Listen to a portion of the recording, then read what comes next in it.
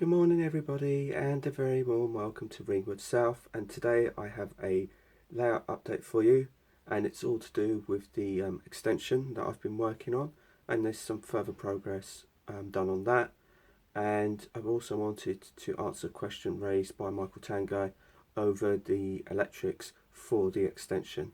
So without further ado, we're going to go right over to the extension, which is right over there.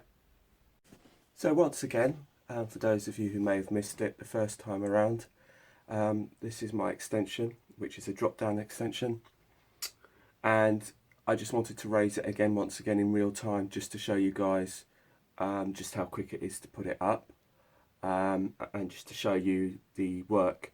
And basically you've got the bridge over here, and that overlaps over onto the other bridge, and that basically just disguises the join, as it were. So I just wanted to quickly do that, and then I'll go over and review the updated Scenics and things that I've been doing onto this part of the board. But some of you did say you didn't realise that it was a drop-down section, so I thought I'd show it to you again, once again in real time, for those of you who may have missed it. And we'll see how it goes up. So I haven't actually got any legs for it, as such, for now.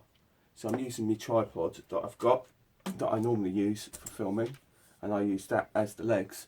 So we'll just raise this up, like so, and then I will drop the legs underneath, and hey presto, hands free.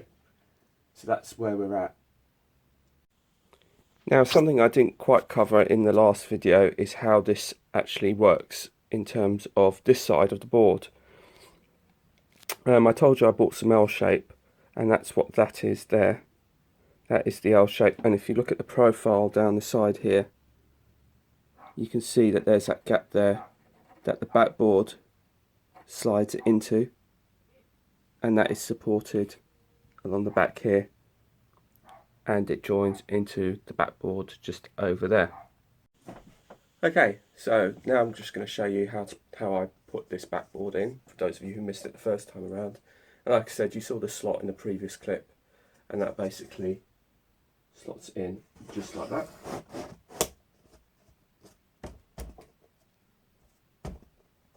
That butts up to the next piece, and then I use a clip to then keep the backboard straight with the next piece, and that's it, done. So I thought I'd just show you quickly under the board. It's a bit crude at the minute, it's a bit difficult to see, but Mike had asked me about how I powered it. Now all I've done is run this additional bus line, which is that's all it is. I haven't actually got the proper clips to it or anything yet. That's why it's not secured properly. It's something I have to get today when I go to work.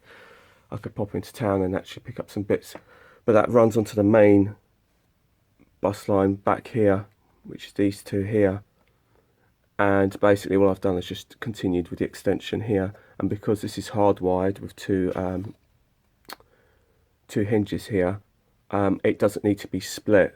So it's one continuous, just as long as I leave enough slack in the wire to be able to fold it down, so you don't overstretch the wiring. So that's all I need to do. So that's just basically an extension, a makeshift extension, and that's all it is. Because this is only just a diddy bit, only needs just a little extension just to power it, and that's all it is. And that just goes into the main bus wire, which is just there.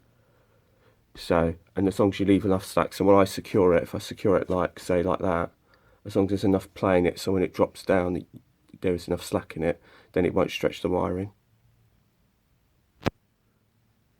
If we go to the top on the Scenic section, I'm just going to pull you out, give you an overview as to what I've done. So if we just start, I'll try and get down to make it easier for you guys to see. Firstly, I've added the hedging along here. I've added some static grass just to blend that in. I still haven't done the end piece, which is what I need to do as well. I've just added the pub and the bus here. These are all removable, and the vehicles are removable, but the people, and you can see one there and one there, and there's also a guard down the back there, and there's a couple of people coming out the pub. Those are all properly stuck down. so they're not going to, basically when the board drops, the people still remain on the board, because I try to only put the minimum amount of pieces once the board is up, to make it easier to set up and quicker to set up, because otherwise if I have to keep gluing people and keep adding bits and pieces every time, it just kind of like, I can't be bothered to do it. So that's why I try to get as much of it stuck down as I can.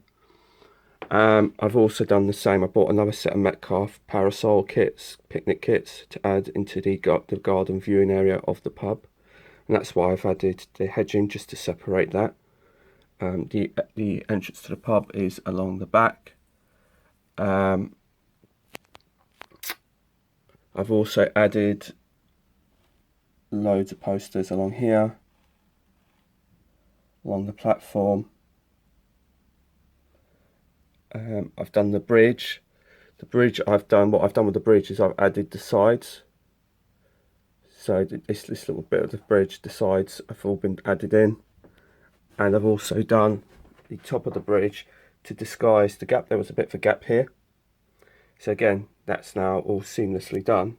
So you won't actually see that once it's all up. I've also done the same to the other side, where I've also put the bridge side as well onto there. So that all marries up nicely. The road has had another coat of paint, and I've blended that in and used another set of techniques to kind of make the road look used and worn. So that's what I've done there. It looks really great actually. I'm really pleased with the road actually. It's come out really nice. And what I've done here is I've actually carried on with that theme. As I said I was going to blend it in, is I've blended it into this road here as well, and I've done this road here all the way down. So now that all kind of looks like it's all one stretch. The only thing I'd like to do is disguise this join a bit better, which I might try and do. That's the only real thing that I want to do really with that. I also had like the little motorcyclist from PD Marsh, and he's been better disguised as well now, because there was a bit of as somebody once said, it's spilling a load of oil onto it. So basically with the repaint I've blended it all in a lot better, so it all looks more seamlessly and looks more like a real road, to be honest. It's a bit shiny, to be honest, but I'm going to dull that down. Excuse me. Oh yeah, some of the other things I've added is I've added some railway signage, that sound whistle board, and I've also added a speed restriction sign up there. So the next thing to do will be to sort of add the ballast and do the ballasting, but I'm going to do that once I've done this bit here. So that's my next bit that I need to get done, and then this side will be pretty much done. I can continue the hedging along here.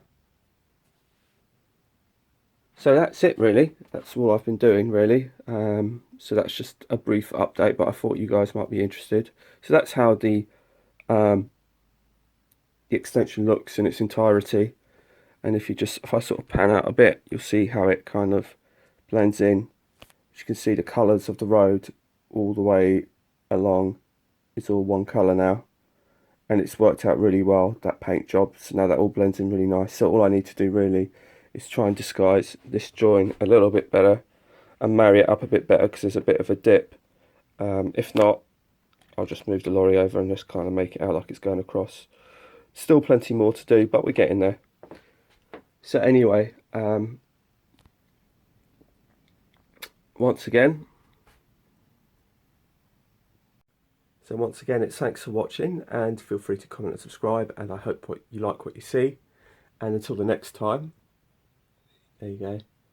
It's goodbye from Ringwood South. So bye bye.